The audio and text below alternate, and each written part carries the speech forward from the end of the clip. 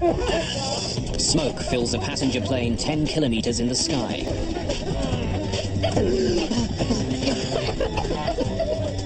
We're on Mayday. We're going down. Electrical systems shut down as the smoke spreads. The crew tries desperately to land their stricken plane. We need an emergency landing. Put your head on our lap. We're going to need fire trucks. They're standing by for you. What seemed like a small problem at first has become a life-or-death struggle for everyone on board Air Canada Flight 797.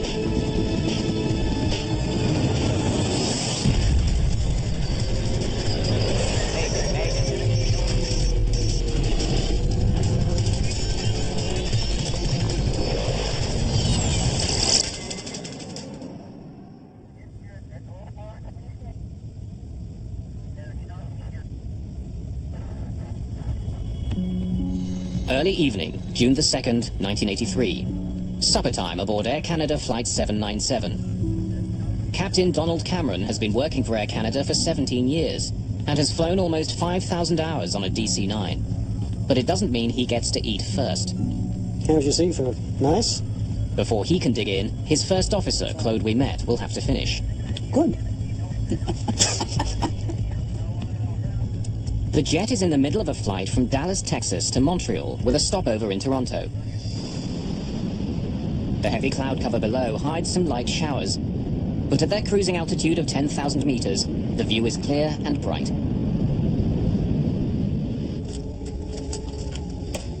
The DC-9 is only half full today, with 41 passengers scattered throughout the plane. Can I have some tea, please? 24-year-old Diane Fadley is an active member of the Juvenile Diabetes Foundation. We have a number of different fundraising activities, and once a year they have a large conference, and at this time it happened to be in Toronto. Raymond Chalifot is 23 and recently married. An engineer, he's returning home from his first ever business trip. It was a little bit frightening both for me and for my wife. I was supposed to be gone 4 or 5 days, so first time we were separated for a long period of time, so it was kind of insecure for me, yeah. And a few rows further up sits a growing legend in the world of folk music. Stan Rogers is just 33, but his career is beginning to take off outside of his native Canada. I think Stan's best-known songs celebrate ordinary people. The songs are really about ordinary people rising to the occasion and becoming heroes on their own.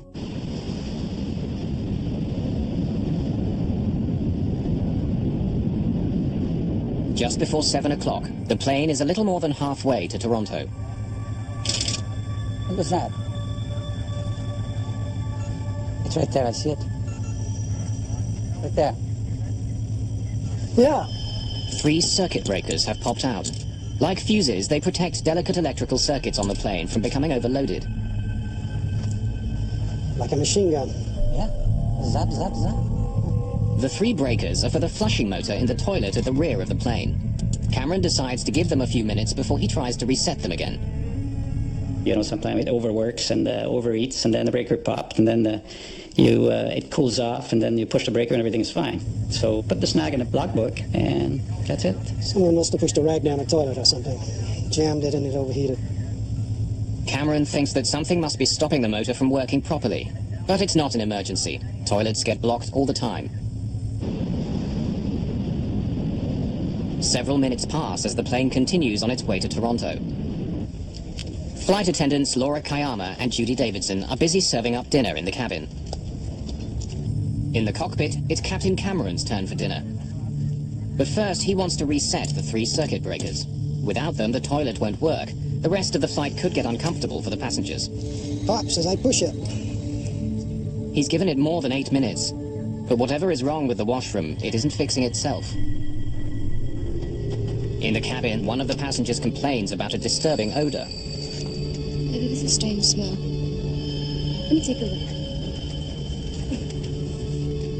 Connie Kirsch, a Texan headed for a business meeting in Toronto, is seated at the back of the plane. I had smelled a peculiar smell where I was sitting. And it struck me as odd. Actually, it was a wiry smell. It wasn't a smoke smell.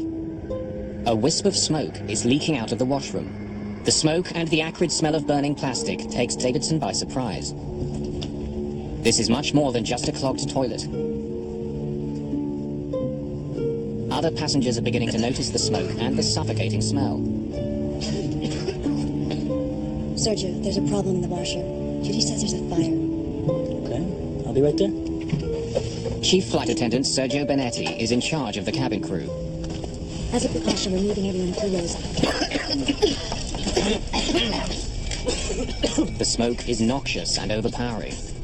Benetti can't see any flames. He sprays the fire extinguisher into the tiny washroom, trying to coat every surface. As soon as I saw that fire extinguisher, something went through my mind. There is definitely something wrong. The guy seemed to have the thing under control, so he's going to do his job and things will be business as usual. It's 7:02, just 11 minutes since the circuit breakers first popped out. Laura Kayama brings Captain Cameron the disturbing news. Excuse me, Captain. There's a fire in the washroom in the back. They just went back to go put it out. You want me to go back? Yeah, go. A fire on board an aircraft is one of the worst situations any crew can face. The plane is some 10 kilometers high. What starts as a spark can turn deadly in a few short minutes. But at the moment, Cameron doesn't know how bad the situation is. You got to remember, in 1983, people were allowed to smoke in the aircraft. And there had been a number of incidents of this sort of in the industry. So it really didn't alarm me that much. Wimet finds the situation is worse than he expected. I didn't see any flames when I opened the door before, but I sprayed it really good with the fire extinguisher. You think it was a cigarette in the garbage? No, not really. Okay.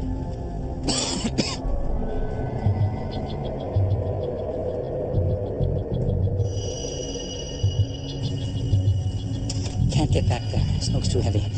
I think we'd better go down. But Flight Attendant Sergio Benetti has a very different assessment of the situation. You don't have to worry. I think the smoke's easing up. It's a confusing moment for Captain Cameron. Some components do fail from time to time that are not severe or serious enough to cause an emergency descent. That's a pretty serious thing. When Wimet and Benetti were at the back of the plane, the smoke seemed thick, but now it appears to be subsiding. Okay, it's starting to clear now. But I'll go back and check if that's okay. Yeah, that's okay. Take these goggles. I'll leave my mask on. Go back wherever you can, but don't get yourself incapacitated. No problem. No problem. If it's just a broken toilet motor, Cameron can still make it to Toronto.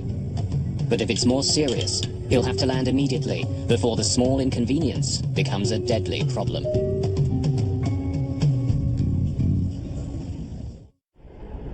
June the 2nd, 1983. Air Canada Flight 797 cruises through the early evening. The flight has taken an unsettling turn. Wisps of smoke are gathering at the back of the DC-9. An acrid smell is spreading through the cabin. The crew is growing concerned. They've already moved passengers towards the front of the jet, as far as possible from the creeping smoke. Captain Donald Cameron is waiting for an update from the back of the plane, when suddenly he's got a new problem. The master warning light is on. Electrical systems throughout the plane, including some in the cockpit, begin to fail. The airplane basically lost all its sophisticated navigation and attitude information. So I was left very suddenly with, I think, 3 engine instruments per engine and 4 flight instruments, which were very primitive. They were what you might have flown a World War II bomber with. With his electrical systems starting to shut down, Cameron calls the nearest ground control. Memphis Center, this is Air Canada 797. Air Canada 797, Indianapolis Center. Go ahead. Yeah, we've got an electrical problem here. We may be off communication shortly. Stand by. Co-pilot Claude Wimet is at the back of the plane. The washroom door handle has become hot to the touch. He doesn't even risk opening it. Faced with a potential fire on board, the crew have no choice but to land their plane as soon as possible. I don't like what's happening. I think we'd better go down. We're going to be making an emergency descent. Brief the captain. Yes, sir. As soon as the decision is made, another warning light goes on. They've just lost most of their emergency power. We're talking about multiple failure here, and it's starting to be complicated. So we're going down, and obviously we have to land. Mayday, mayday, mayday. A small problem has snowballed into an all-out emergency. Mayday, mayday, mayday. This is Louisville Control, over. Air Canada 797, we have a fire on board. We are going down. Can you possibly make Cincinnati? Roger that. Cincinnati is 46 kilometers away. They can make it. Captain Cameron begins an initial descent to 1,500 meters. The crew has switched to emergency battery power, but many of the plane's instruments aren't functioning. So all we had left was DC IMR power, and that's only good for radios, basically. It's not only instruments. Cameron finds that a critical piece of his plane isn't working properly. The horizontal stabilizer on the tail of his DC-9 is frozen. Cameron uses the part that's still working, the elevators, to make the plane dive.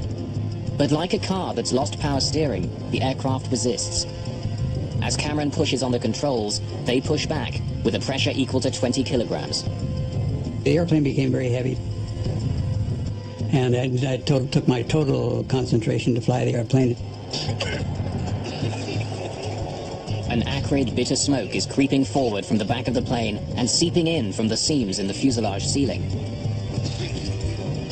It hovers like a cloud over the passengers' heads.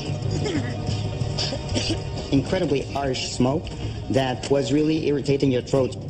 You had to take really, really small breaths, otherwise you would choke.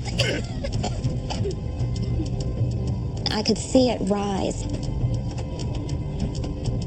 It was traveling along those luggage racks, coming forward. The smell of burning plastic fills the air. Dropping oxygen masks could make the situation worse. I could have deployed the oxygen mask for the passengers, but it's forbidden. You're only allowed to use the oxygen mask in case of a massive decompression or loss of cabin pressure, not for fire.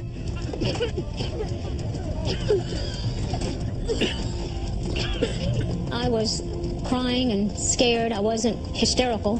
The gentleman sitting next to me explained to me that if I would not cry and if I could, conserve my, not breathe so fast, that it would conserve the oxygen would help us, and not to worry, that the flight attendants, they really know how to handle these sort of situations. As the electrical malfunctions ripple through the plane, the PA system shuts down. Flight attendants struggle to shout directions, but it's getting more and more difficult to breathe. In 1983, it's not standard procedure to tell passengers how to open the emergency doors. But in this case, the two flight attendants are taking no chances. As plain as possible. As smoke begins entering the cockpit, the captain's situation is becoming critical. For the first time, we met talks to the Cincinnati airport. Approach, Air Canada 797. We're on Mayday. We are going down. Air Canada 797, Cincinnati approach. Plan runway 36, ILS. And the equipment has been alerted. Do you have time to give me the nature of the emergency? We have a fire in the washroom. We're filling up with smoke right now. Say, type of aircraft, number of people on board, and amount of fuel. We'll copy that later. We don't have time. Gregory Karam is the approach tower controller. He's the lifeline for the struggling jet. He can't see the plane on radar yet, but he knows it's in trouble. There was really no mayhem whatsoever, no screaming, nothing at all. In fact, it was very quiet and calm. And again, I was terrified at that point. Almost 13 minutes after 7, Karam catches sight of Flight 797 on his radar. Air Canada 797, you are now fully identified. This will be a no gyro radar approach for runway 27 left. Descend now to 3,500 feet. Your position is now 12 miles southeast of the airport. The crew needs to be guided in from the ground. Struggling to see through the dense smoke, they could easily veer off course. Karam will talk them down, watching them every step of the way. In the cabin, the smoke and heat are becoming unbearable. My thought was, well, we're going to crash. They won't be able to identify myself because I didn't have my papers with me, so I stood up, I took my wallet in the compartment and put my jacket on so that they could identify my body. I knew at that point, that's when I decided, I felt that I was not going to make it because I felt I would never see my family again, and the situation just seemed very impossible. Stan certainly had a sense of his own mortality, and he hated to fly. But the demand for Stan was growing, so he was flying more often. And he certainly had a sense that with so much traveling, his risk is elevated. Where's the airport? 12 o'clock and 8 miles, Air Canada. Okay, we're trying to locate it. We're going to need fire trucks. They're standing by for you. Can you give me the number of people and amount of fuel? We don't have time. It's getting worse in here.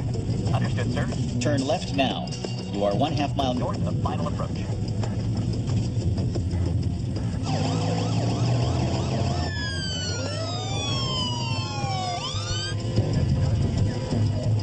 Finally, the crew see the airport. Okay, we have the airport. The tower has you in sight. You need not acknowledge further transmission from the Air Canada 797. You are cleared to land. You are 4 miles from the airport. Good luck. In a thick haze of smoke and soot, flight attendants Laura Kayama and Judy Davidson feel their way along the aisle, trying to reassure the passengers. They can't get past the 12th row. The smoke and the heat are overwhelming. I was praying the whole time. Dear God, please help us land this plane. Please get this plane safely on the ground.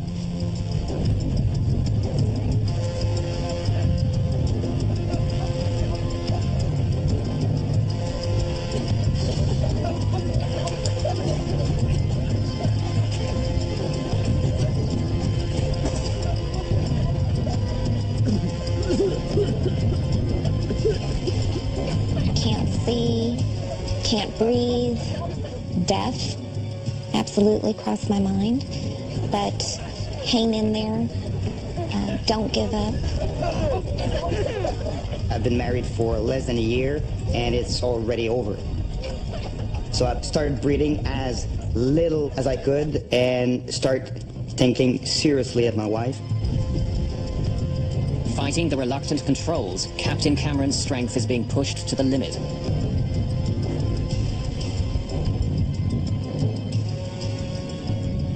"797, the tower has you in sight."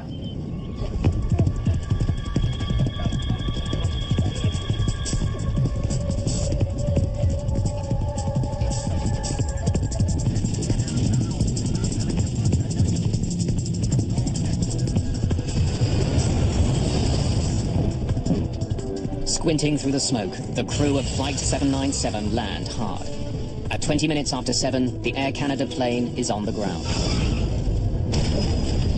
It's less than 30 minutes since the first sign of any trouble on board Flight 797. When we touch the ground, I assume that we're safe now. Now let's get out of this airplane. But inside the plane, the smoke isn't letting up. Passengers are undoing their seatbelts and trying desperately to escape. I got up out of my seat, and I remember putting my hands up on someone's back, and it was like waiting in a line. And I knew that was one line I didn't want to wait very long. So I turned around and went the other direction, not knowing I was actually heading towards the front of the plane.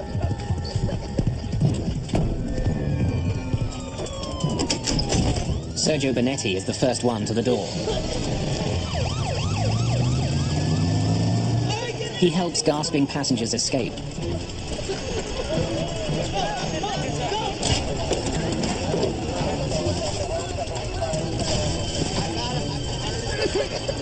The cabin is pitch black and burning hot.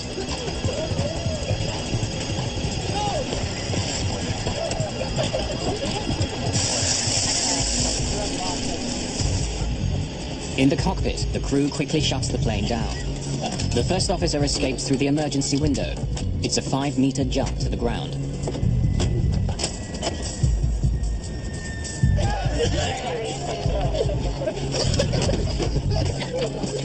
Passengers have opened 3 of the overwing exits. But even with the doors open, the exits are all but invisible. The smoke is too thick.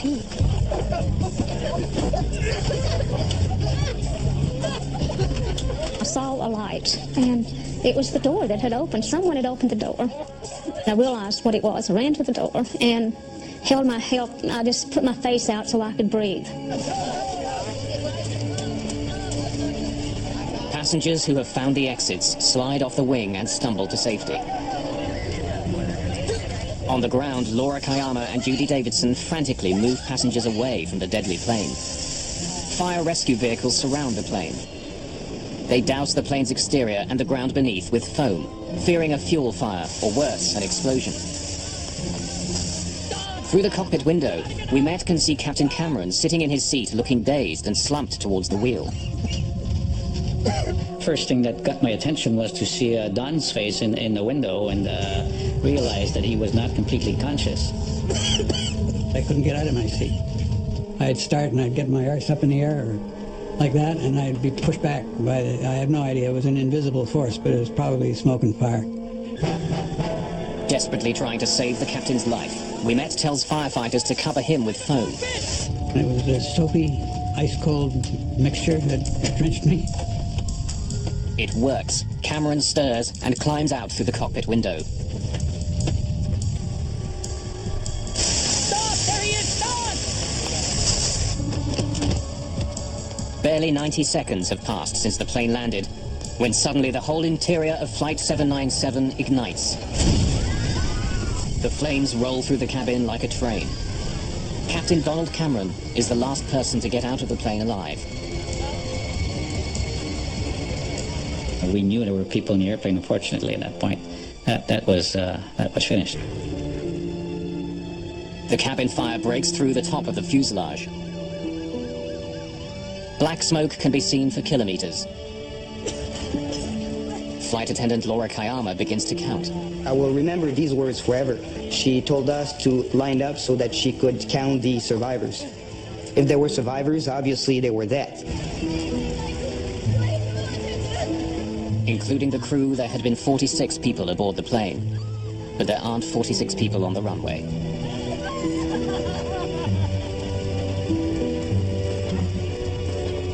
I really thought that if the pilot could land the plane, we would all get off.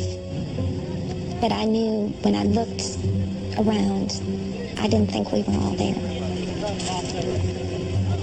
The passengers who escaped the plane suffer from smoke inhalation and minor injuries, but most are not badly hurt. It was almost like if you got off the plane, nothing was wrong. I mean, there was maybe a sprained ankle, maybe someone had a broken arm or something. You made it and you were completely fine, or you didn't make it. The young man next to me that helped me with my breathing techniques didn't survive. That was a real tough blow, because I know, for one, I believe he played a big part in my survival. I guess it was around midnight. I decided to call Air Canada. I said, I'm trying to find out if a friend of mine was on this flight in Cincinnati. And she said, are you a member of the family? I said, no, I'm just a close friend. And she said, do you know if his wife is alone? And I said, well, yes. And she said, well, she may need somebody with her.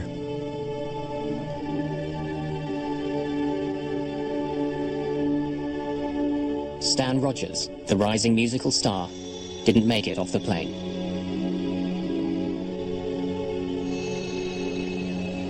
Cincinnati ground. This is Captain of the Air Canada flight that's on fire here. Captain Cameron radios Cincinnati ground control from an emergency vehicle near his plane. He has a sobering message. Seems there are 23 people left on board the aircraft. Is there a scheduled carrier runs into here that could maybe give aid and shelter for our stranded passengers? It's pretty cold out here.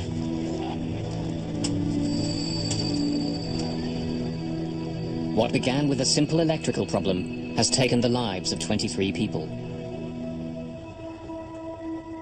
What caused the deadly fire? What went so horribly wrong? The investigation will uncover the plane's troubling history. This DC-9 had another serious accident just a few years before. In June of 1983, a strange smell in the back of an Air Canada DC-9 quickly turned into an all-out emergency. For 15 minutes, passengers and crew struggled to deal with thick toxic smoke as it rolled through the plane.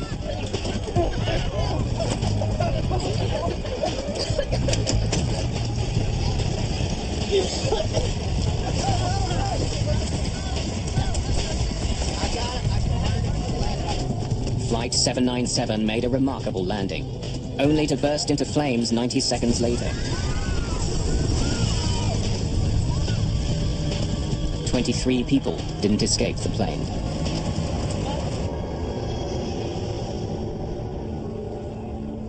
Now the burnt shell of the DC-9 sits on the runway at the Greater Cincinnati Airport. It's one of the most disturbing airplane disasters in years. Within the hour, investigators from the National Transportation Safety Board are on the scene. The first grim task of the investigators is to recover the bodies of the dead. 21 Canadians and 2 Americans. Many are burned beyond recognition. Almost all of the victims are found in the front half of the plane, between the wings and the cockpit. Some are still strapped into their seats. Others are found in the aisles. And even though all the passengers had been moved up earlier in the flight, 2 bodies are found near the rear, beyond the wings.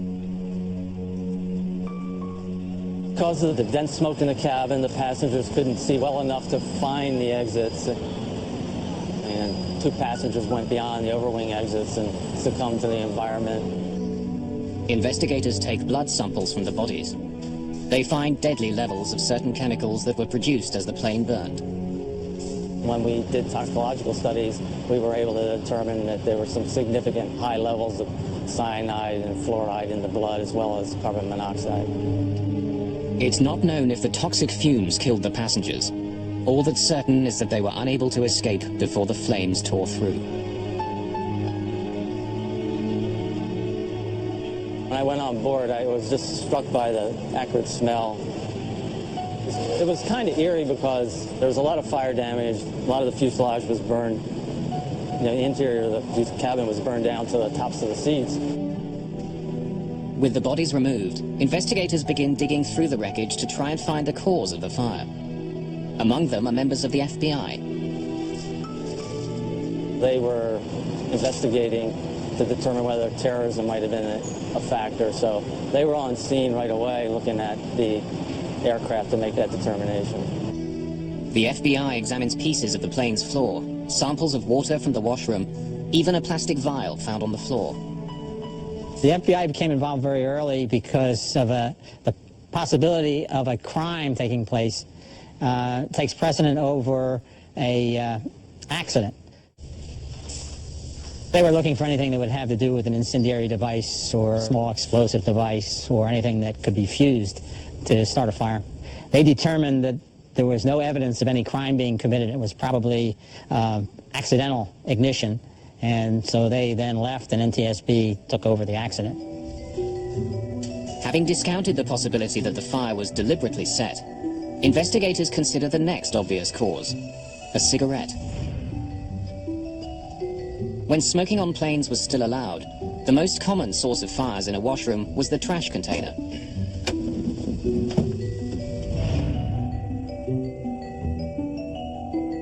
Investigators examine the trash container and find that the top is burned away, but the trash chute and the container behind and below the sink are intact. Inside the container are remnants of paper, scorched but not burned. The fire could not have started here. With the most obvious potential causes discounted, investigators begin to comb through the wreckage looking for what had started the fire. Studying the history of the plane, Hill uncovers some startling facts. In the year before the accident, 76 separate maintenance issues had been written up in the plane's logbook. All were dealt with, but still, it's an unusually high number of problems. The plane's troubled history didn't end there. 4 years earlier, the rear bulkhead had failed, causing an explosive decompression. The crew had to make an emergency landing. It knocked out a lot of electrical cable and hydraulics and stuff like that, and the guy did a hell of a job bringing it back to Boston. The plane was repaired and put back into service, but Hill focuses on the wires that had to be stitched together after the accident. A bad repair job could have been the cause of the fire. There were wires that ran through there that had been cut, spliced back together. Investigators study all the wire splices they can find on Flight 797 that weren't destroyed in the fire, but they find no evidence of arcing or short-circuiting. It's another dead end. Investigators turn their attention to the cockpit voice recorder and the popping circuit breakers. What was that?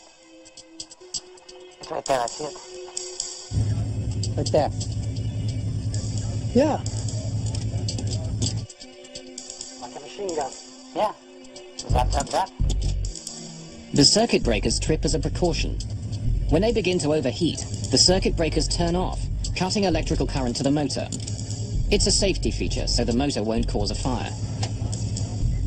Pops as I push it. Investigators need to know if the breakers were tripped by a fire that had already started, or was the motor itself the problem? The NTSB built a mock-up of the plane's washroom and forced the flush motor to seize. They want to see if it could have started the fire. The seized motor reaches a temperature of 428 degrees Celsius. It's hot, but it's not hot enough to ignite parts of the washroom around the motor.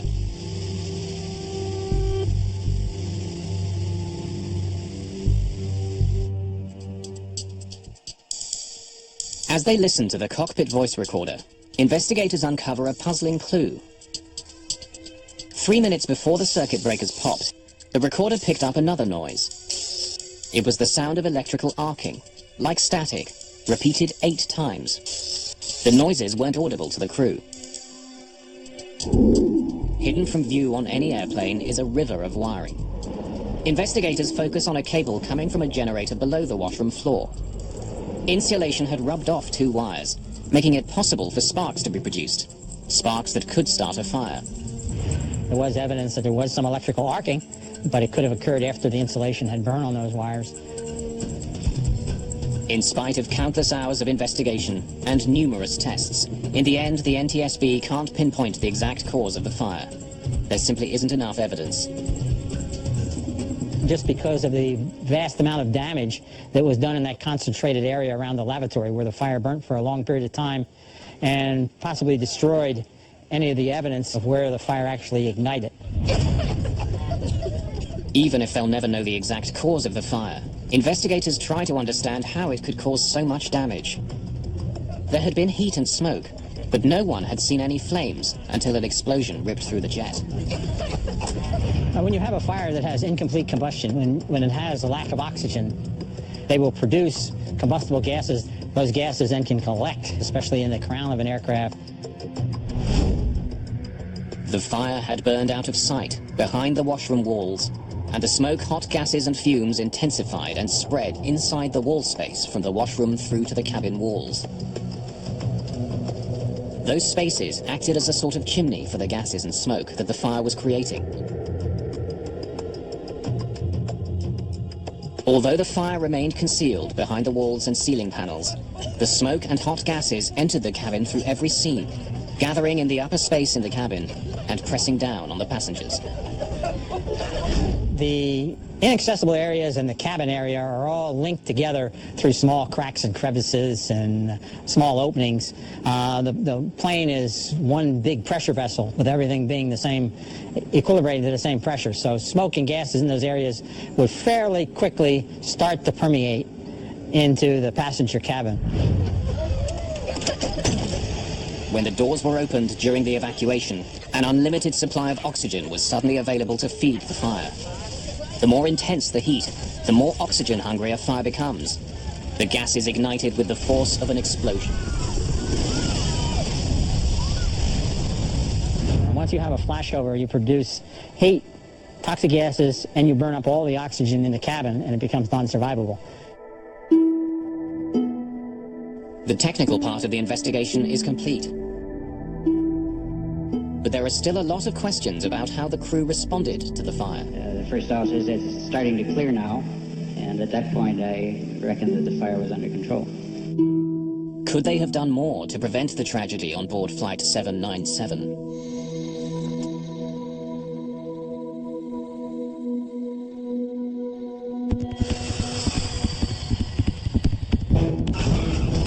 In 1983, a washroom fire on an Air Canada DC-9 filled the plane's cabin with smoke.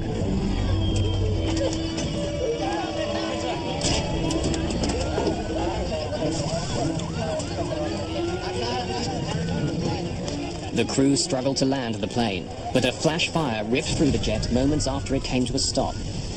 23 people were killed. There was a fireman hollering at us. I think the quote was, "She could blow at any minute." NTSB investigators are unable to definitively pinpoint the cause of the fire. But after reviewing all the information they have, they're ready to release their report.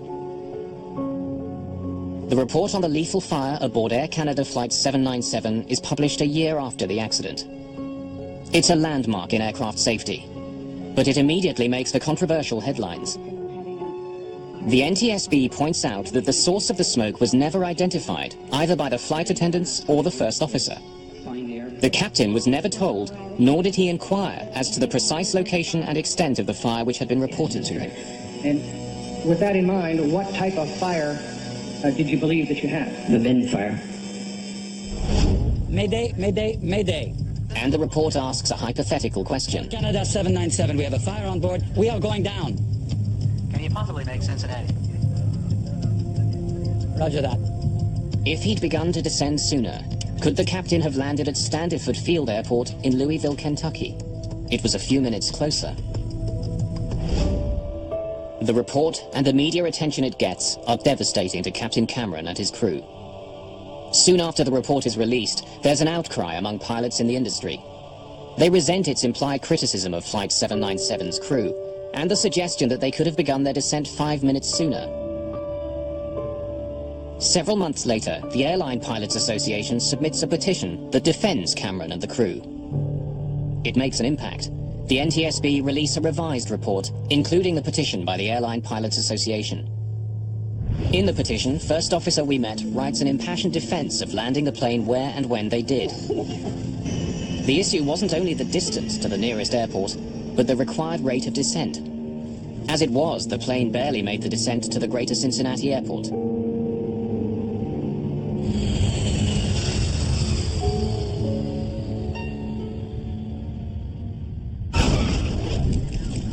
Still, the National Transportation Safety Board's revised summary doesn't pull all its punches, pointing a finger at Captain Cameron.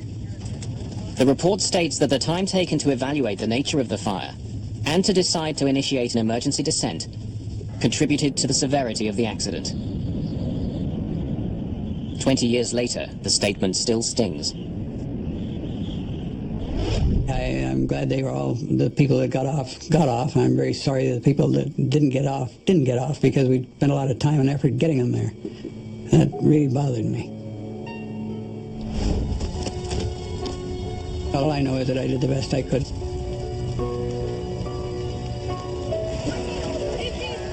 Along with the comments on the performance of the crew, the NTSB recommends a host of safety improvements. Perhaps if the flight had been full, someone would have noticed the smell of smoke sooner. But what the washroom of Flight 797 could have used was a smoke detector. They weren't standard throughout the industry, but after Flight 797, attitudes and regulations changed.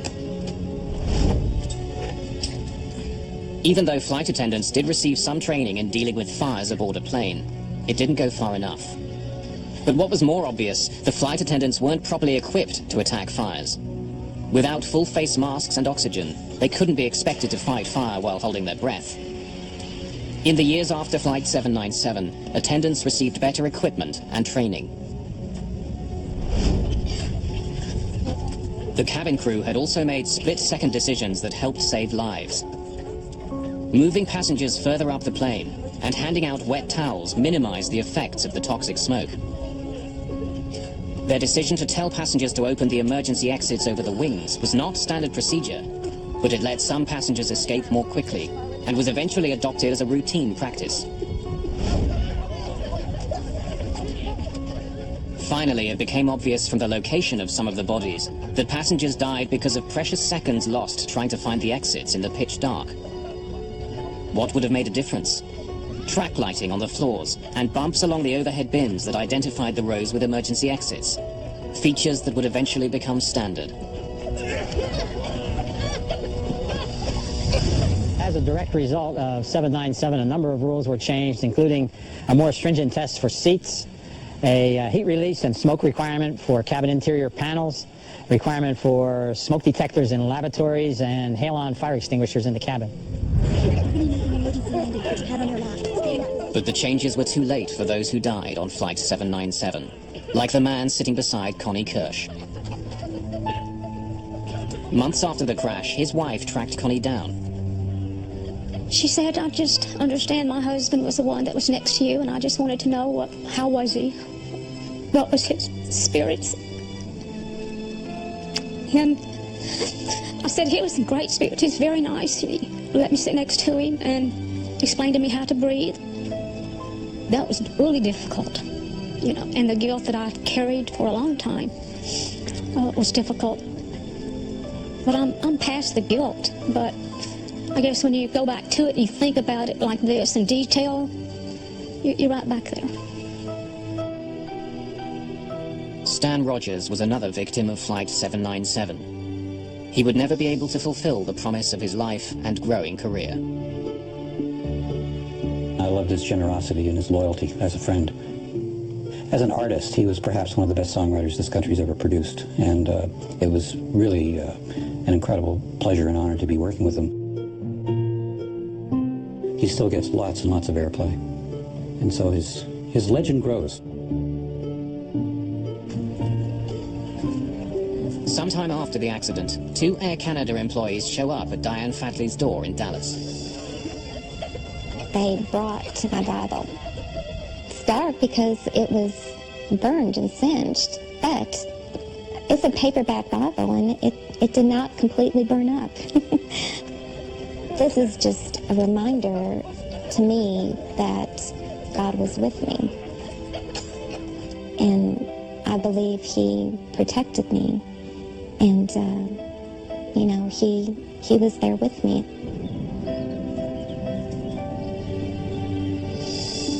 Captain Cameron and his crew eventually received 6 separate awards for their heroic actions on Flight 797, including recognition from the Royal Canadian Air Force.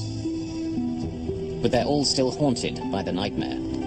You feel responsible, there's no question. You feel guilt, you're willing to give your license. You feel very, very small until you get all the facts together, and because it's a puzzle for you, you know, you're as much as a victim in this. You're not supposed to fly an airplane in that condition, you know, so you're as much as a victim as the passenger, and I think it becomes all of our problem, and we're all part of the solution.